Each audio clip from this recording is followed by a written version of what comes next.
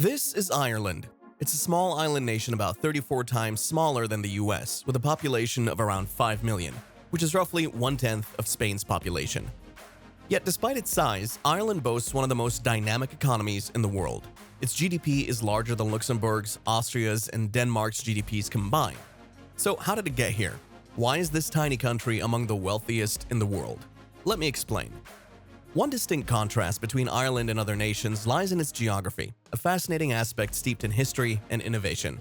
Positioned off the western edge of Europe, Ireland is an island nation surrounded by the Atlantic Ocean, with its rugged coastline and rolling hills defining its character.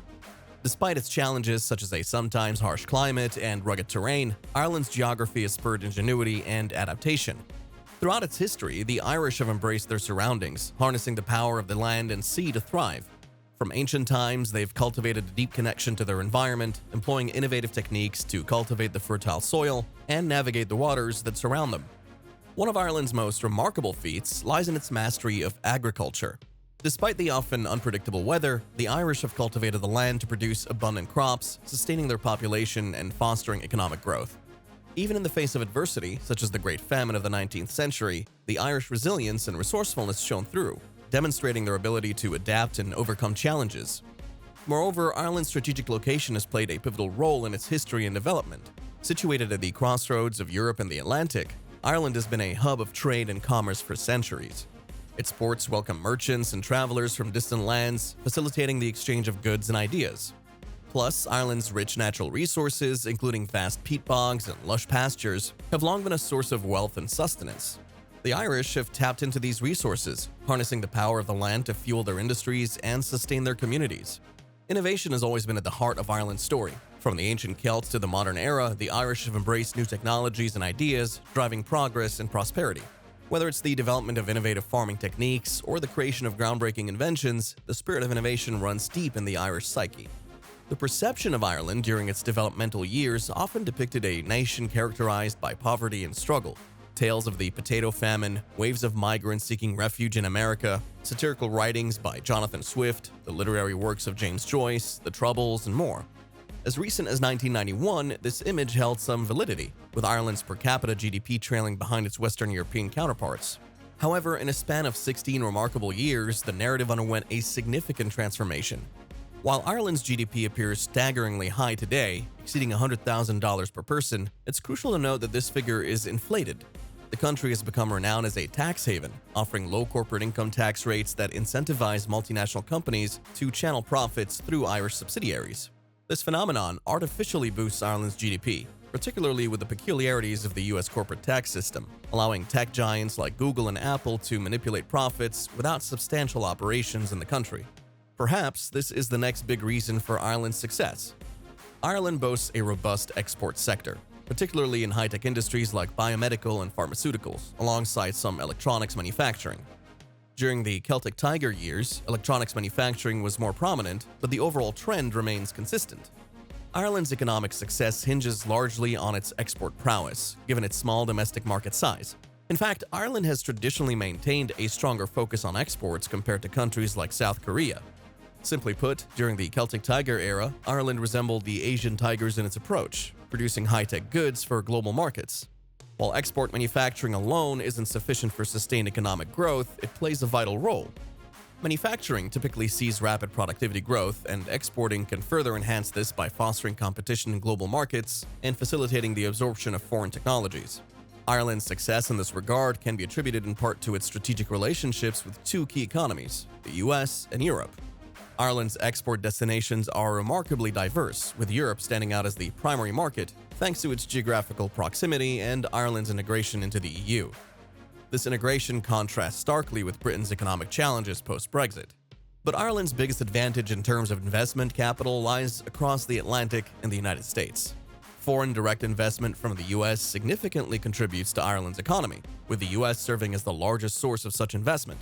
Plus, the strong bond between the US and Ireland isn't solely due to the sizable Irish diaspora of about 36 million people, but also to the shared idea of the diaspora.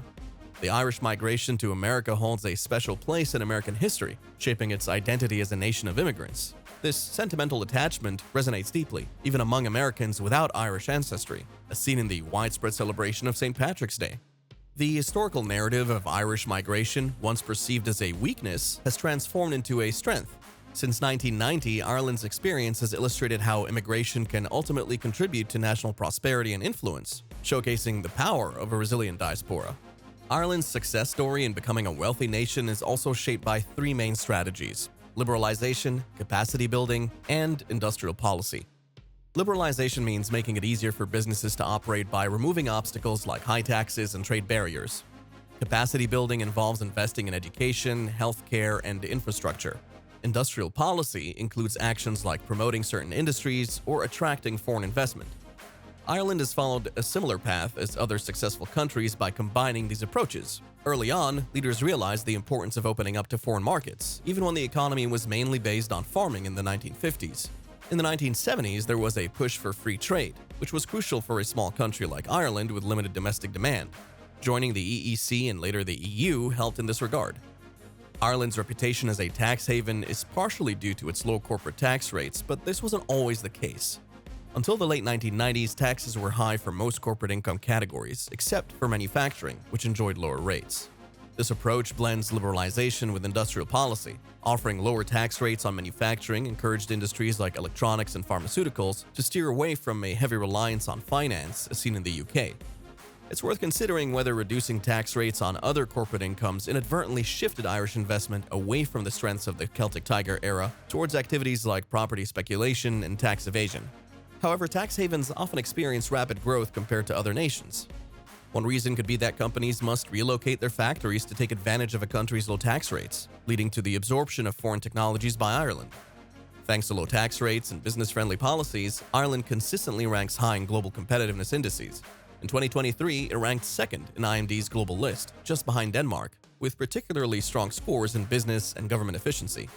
Some experts, like Ha Jun-chang, raise concerns about foreign direct investment as a driver of development. They fear that foreign companies may withhold their best technologies and dominate domestic markets, hindering a nation's progress.